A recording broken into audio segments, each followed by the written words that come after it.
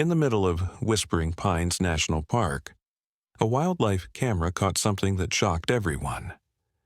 Park Ranger Jack Reynolds had worked at Whispering Pines for 15 years. He'd seen many things: lost hikers, strange animal actions, and careless college students. But nothing could have prepared him for what showed up on trail camera number 7's video.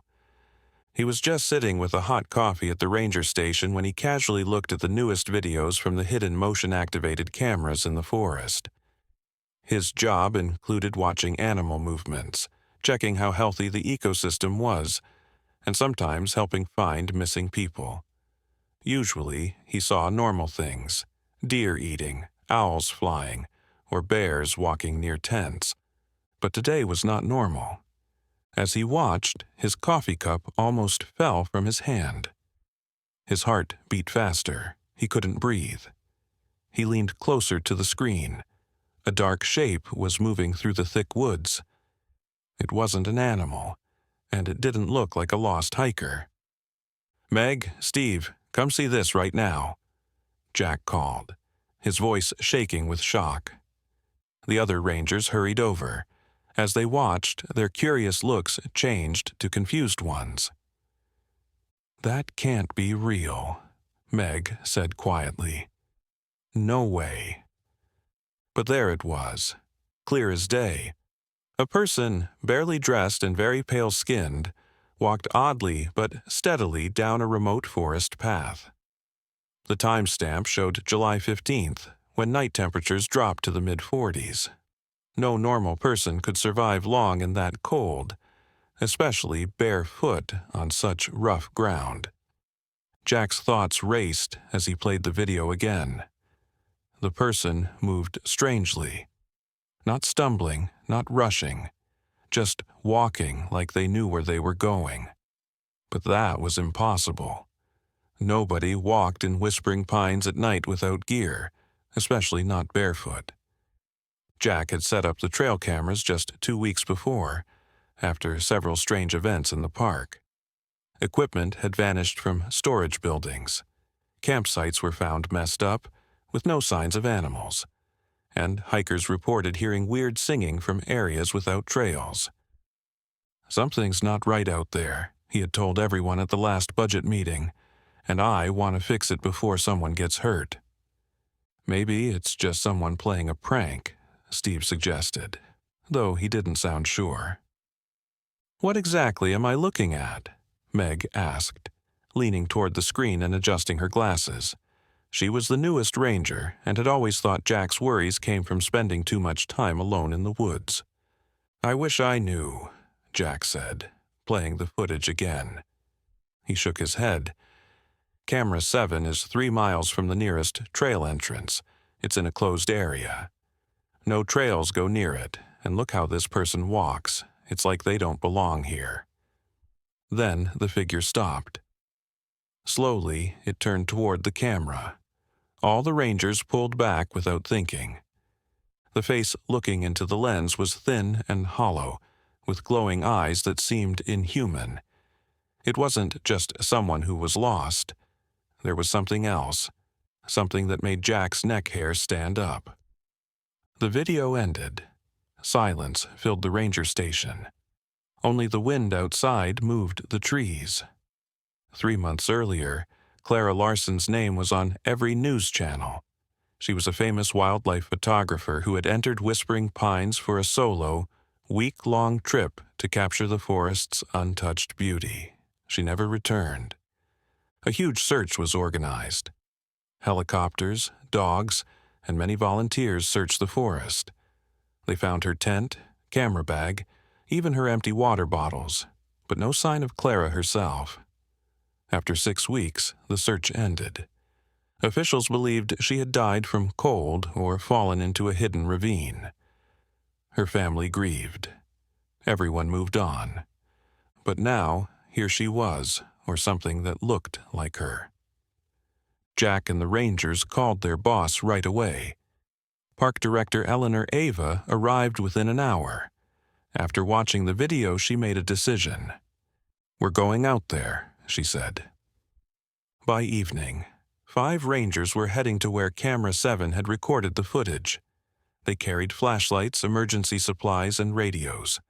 Carefully, they followed the GPS signal through the dark forest to the camera's location. For hours, they found nothing. No footprints, no broken branches, no sign anyone had been there. It was as if the figure had vanished. But just as night was falling and they were about to head back, Jack noticed something moving on a low branch about 50 yards away. A piece of cloth. His heart racing, he walked over and picked it up. It was pink. Jack moved closer. It was a torn piece of fabric, the same pink color as the bikini Clara had worn in the footage. As they continued, they began seeing more clues. Broken branches, disturbed soil, and what looked like bare footprints in some mud. "She's walking in circles," Ryan said, after an hour of following the trail. "We passed that fallen tree before." He was correct. Clara wasn't heading anywhere specific. She was just wandering, probably confused and lost. "Jack," Meg whispered, "I think I hear something." Everyone went silent. A soft, steady sound floated through the trees. Humming. The hair on Jack's arms rose. The tune was gentle, almost like a lullaby, but something about it felt wrong. The sound came from just beyond the trees. "Clara?" Jack called out, careful and calm. "Clara Larson, if you can hear me, we're here to help." The humming stopped. A long silence followed, then a rustling noise from the darkness. A figure slowly stepped into the beam of Jack's flashlight. "Clara?" Sorry for the interruption. Before we continue with the story, I kindly ask you to like the video and subscribe to this channel. It is very important for us. Thank you very much. But something was there too. Behind her, deeper in the woods, the rangers saw something move. A shape hiding in the dark, watching them. And then it was gone. Seeing Clara made Jack's heart drop. He hardly knew her.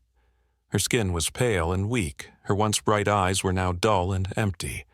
Her body had cuts and bruises all over. Her hair was messy with sticks and leaves stuck in it. She still wore the same pink swimsuit, but it was torn, dirty, and barely holding together. "Clara?" Jack took a small step forward. "You're safe now." She slightly turned her head, as if trying to understand him. Then she spoke in a quiet, weak voice.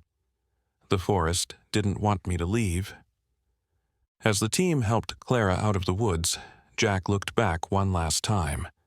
Wind blew through the trees, making the shadows move. For a moment, he thought he saw it again. Something watching, waiting. A shape, not fully clear, half hidden between trees. It didn't move like an animal or stand like a human. It was something else, something that filled Jack with deep, basic fear. He blinked, and it was gone. But the feeling stayed. Clara suddenly jumped, like she felt it too. She grabbed Jack's sleeve with surprising strength. "It's still here," she whispered. "It doesn't want me to leave." Jack swallowed hard and kept walking. "You're safe now," he said again, but even to himself it didn't sound true. When they finally reached the ranger station, Clara stopped at the doorway. She looked back at the dark forest with a blank face. "It let me go," she said quietly, "but it won't forget." Jack didn't ask what she meant. He didn't want to know. Meg, clearly scared, leaned toward Jack and whispered, "We need to get her out of here, now." Jack nodded. "Clara, we're going to take you home. You've been missing for 3 months. Your family's been waiting for you." Clara hesitated, then slowly stepped forward. Then another step. And just like that, she let them lead her away from the darkness that had kept her trapped. As they drove away from the park, Jack felt a heavy pressure around him, like something unseen was still there. He gripped the steering wheel harder. Meg, sitting next to him, moved in her seat. "You feel it too, don't you?" she asked quietly. Jack didn't answer right away. He just sighed and kept watching the road behind them. Whispering Pines stood silent, still and waiting. People were amazed when they heard about Clara's incredible return. The famous photographer who had vanished without a trace and was thought to be dead had somehow survived 3 months alone in one of the area's harshest wilderness regions. Jack visited Clara at the hospital 3 days after they rescued her. Doctors had treated her for serious dehydration, starvation, infections, and parasites. Psychologists said she had severe trauma and something called environmental psychosis, a mental state caused by being alone in harsh conditions for too long. But some things just didn't make sense. Her feet should be destroyed, one doctor said, but there's no serious damage from walking barefoot for that long. And the scratches, they're not from any animal we know. It's like she was moving through something thick, almost like living thorns. "She's healing physically," Dr. Nathan told Jack before he entered her room. "But mentally, it will take time." They thought she got lost during her photo trip, fell and hit her head, and then couldn't find her way back. After days of being alone and scared, her mind started breaking down to cope. When Jack entered the room, he hardly recognized her as the same wild-looking person they had found in the forest. Her hair was clean and cut, her injuries properly treated, and though she was still thin, some color had returned to her face. Most importantly, her eyes, while tired, were now focused. "You're the ranger who found me," she said softly, as Jack sat beside her bed. "That's right," he nodded, encouraged by how clear-minded she seemed. "How are you feeling, Clara?" "Like I've been hit by a truck," she joked weakly. "They say I was gone for 3 months. Is that true?" "Yes," Jack said gently. "You made national news. Search teams looked for weeks."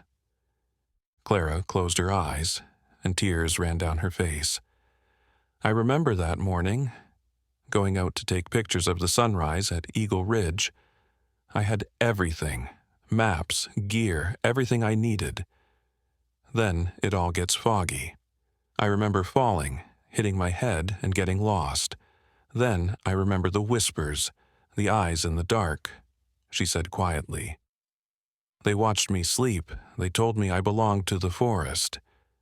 That night, unable to shake the uneasy feeling, Jack sat alone at the ranger station. He opened the latest video from Trail Camera 7. The footage flickered in grainy silence. His breath stopped. At the edge of the trees, a figure stood just outside the camera's night vision range. At first, it blended with the shadows. But then it moved, stepping closer. Jack's heart raced. The figure was Clara. But that couldn't be. Clara was in the hospital. He had seen her leave. He had driven her away from those woods. And yet, there she was. Her outline slightly blurry, her head slowly tilting in an unnatural way. Then, like before, she turned and looked directly into the camera. A chill ran down Jack's back as the screen glitched.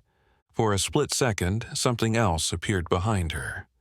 A darker, taller shape, impossible to describe, yet clearly there, and then blackness. The feed cut out.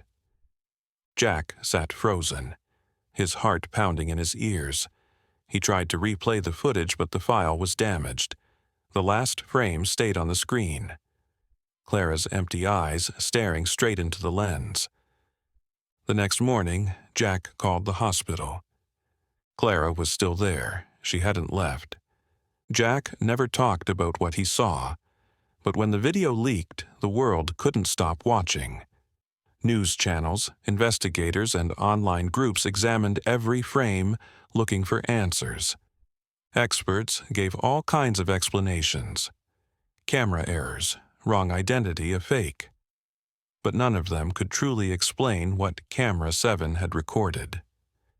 This story shocked everyone, and to this day, no one knows what really happened to Clara during those missing months. Camera number 7 is still out there, and sometimes, just sometimes, the video feed glitches, and something appears, standing at the edge of the forest, watching, waiting. Did you like this story? Was it really Clara who came back, or something else pretending to be her? Tell us what you think below. If you enjoyed this, please subscribe and like. The things we can't explain often stick with us the longest. Thanks for listening. See you next time. Have a good day.